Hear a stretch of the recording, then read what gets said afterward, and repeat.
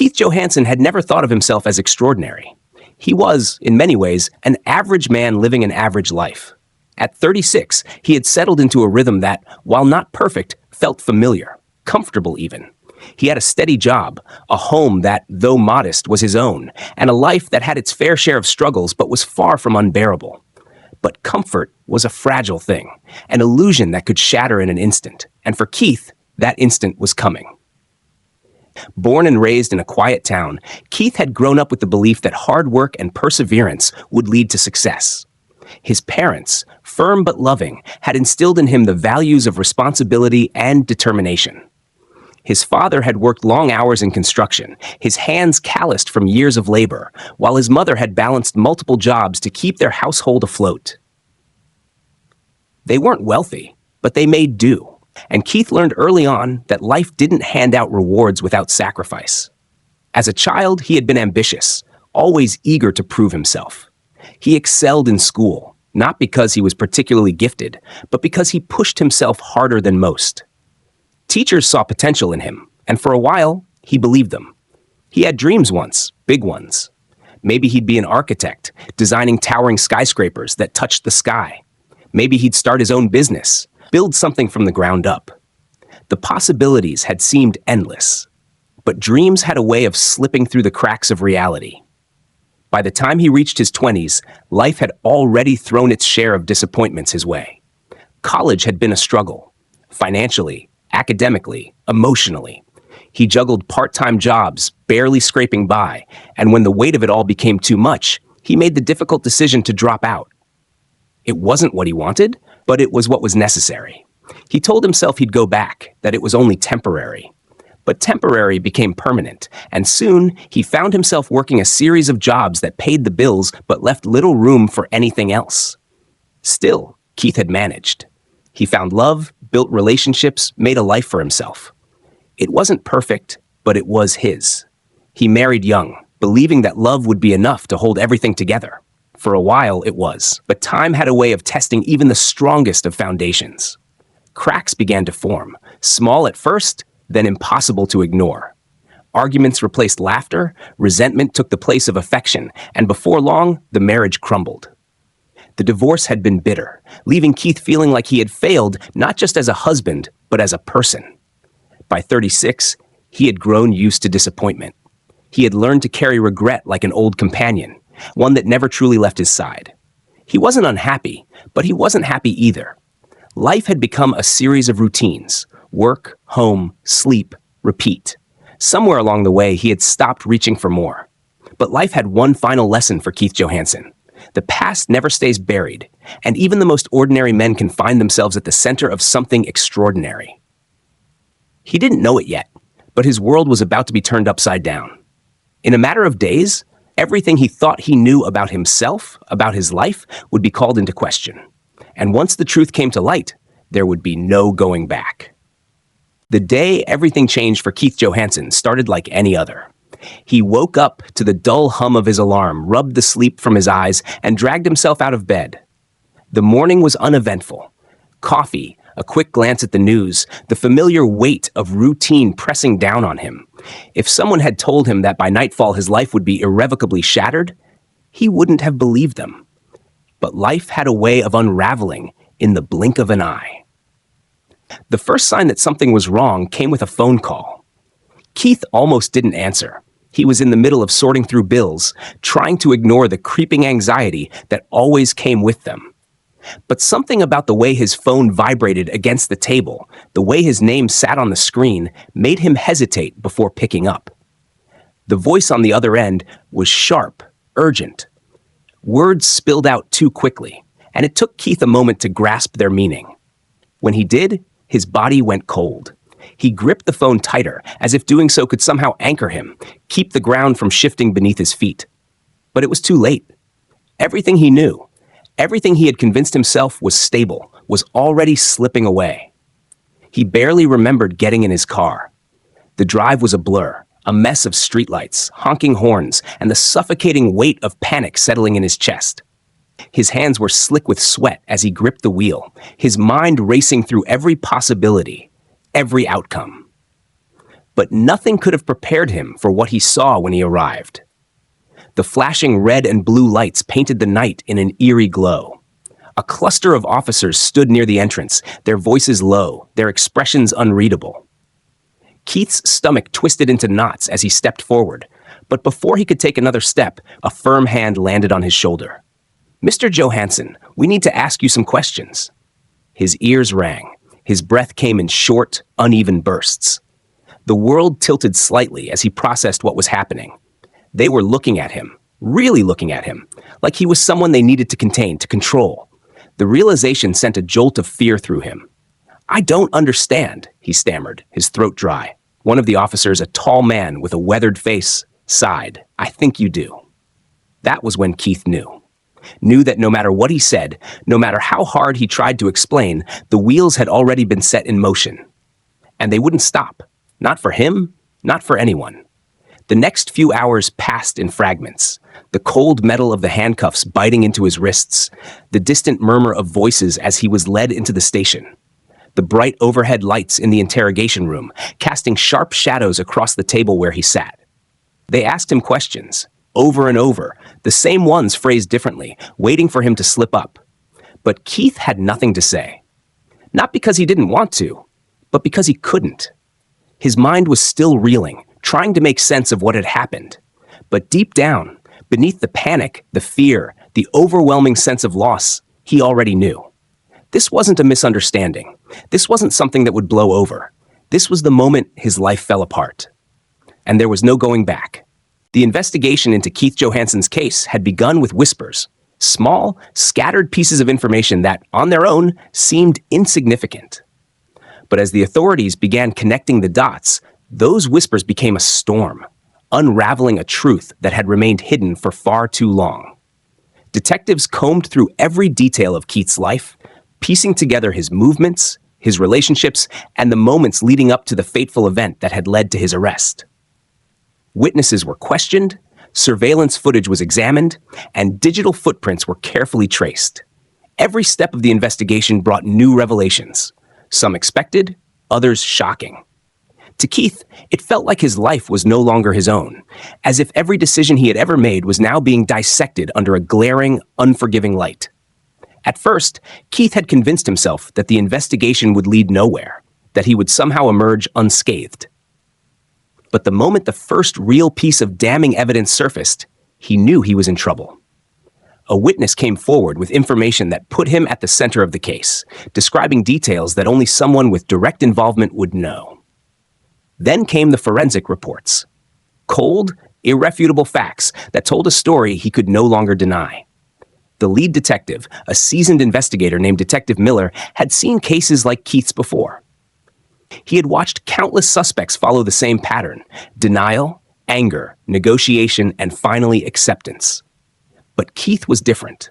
There was something in his eyes that made Miller pause, something that suggested he wasn't entirely the man they had painted him to be. But justice didn't operate on gut feelings. It operated on facts, and the facts were stacked against Keith. His lawyer urged him to remain silent, to let the system run its course. But Keith couldn't escape the growing realization that the walls were closing in. He sat through countless interrogations, each question designed to chip away at whatever defense he had left.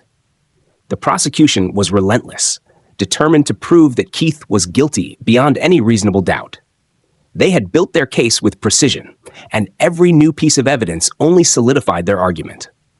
But then came an unexpected twist, one that sent ripples through the entire investigation. A piece of evidence that had been overlooked at first was re-examined, leading to a startling revelation.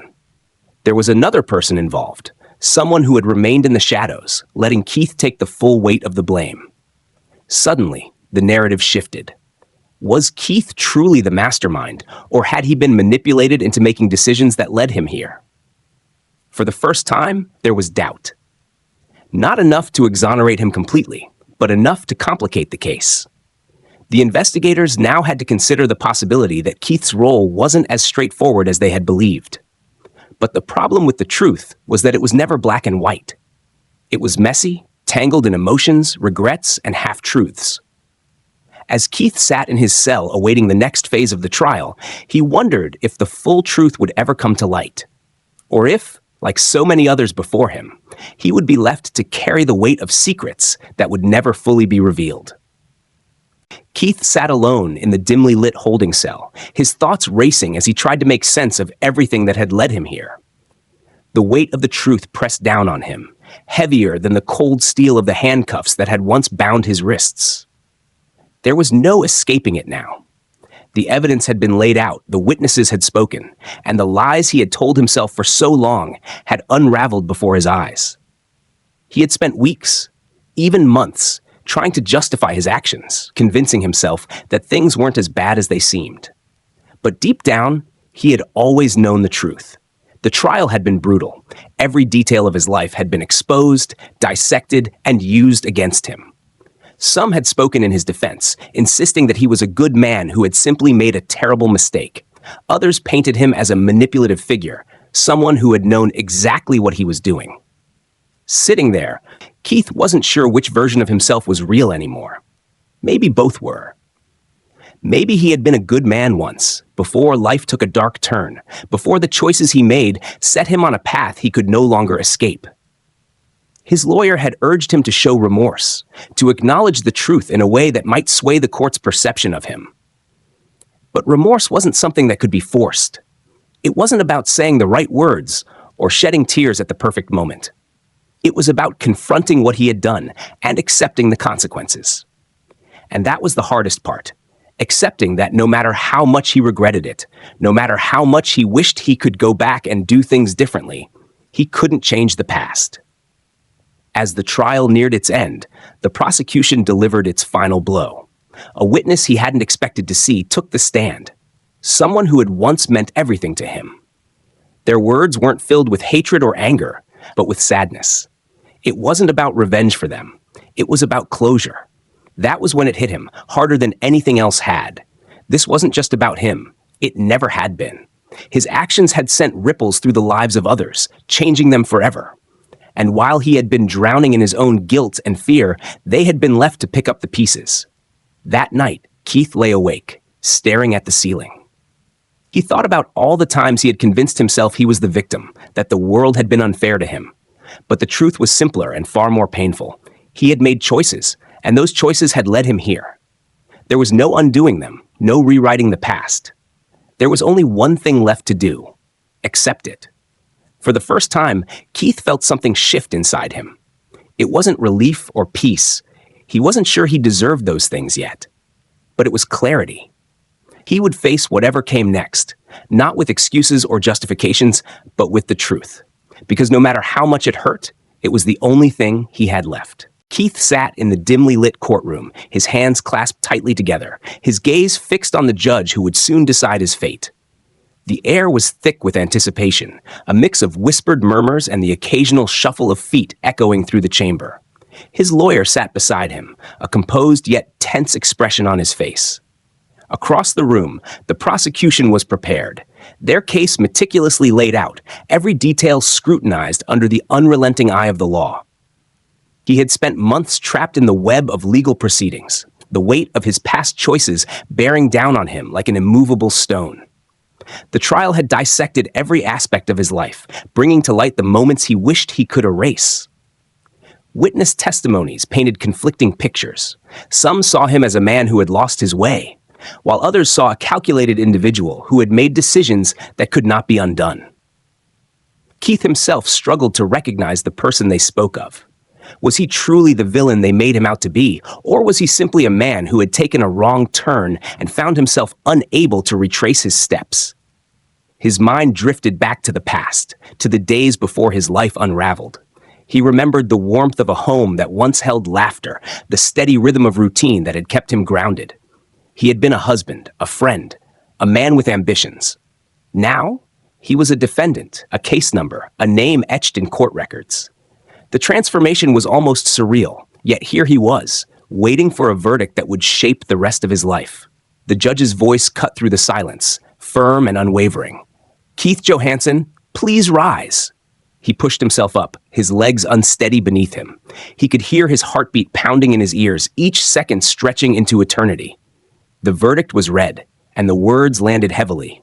Though their true weight would take time to fully sink in, there was no outburst, no dramatic collapse, just a slow nod, an acceptance of reality. Whether it was redemption or punishment, it was now set in stone. As he was led away, his eyes searched the room, landing on familiar faces. Some were filled with relief, others with sorrow. He met the gaze of someone he once loved, someone who had stood by him before everything fell apart. There was no anger there, no hatred, only a quiet resignation. In that moment, he understood that forgiveness was not about erasing the past, but about finding a way to move forward despite it. The days that followed were a blur of cold walls and unfamiliar routines. He found himself replaying the past, analyzing every choice, every word spoken in moments of anger or weakness. Regret clawed at him, a relentless companion in the solitude of his thoughts. Yet, amidst the regret, there was also a flicker of something else: understanding.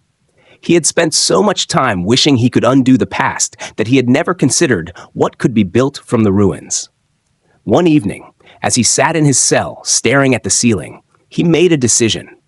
If he could not change what had happened, he would at least take control of what came next. Whether it was redemption or merely an attempt to find peace within himself, he would no longer be defined solely by his mistakes. Time moved forward, as it always did. Days turned into months, months into years. Keith learned to exist within his new reality, but more importantly, he learned to seek meaning in it. He found solace in small moments, in the quiet reflections, in the understanding that while he could not rewrite the past, he could shape the future. He did not know if the world would ever see him differently, but he had begun to see himself with new eyes, and sometimes that was enough.